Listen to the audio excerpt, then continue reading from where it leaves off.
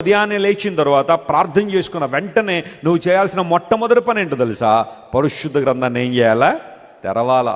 ఆ మాట విను అంటే, ఆ మాటకు నువ్వు లోబడాలంటే నువ్వు చేయాల్సిన పని అదే.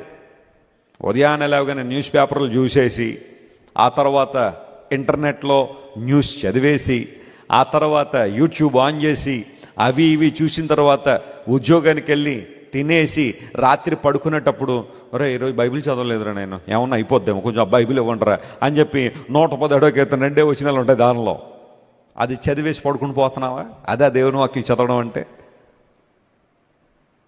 దేవుని వాక్యానికి నువ్వు ఎంత విలువిస్తావో అంత స్పష్టంగా దేవునితో మాట్లాడతాడు.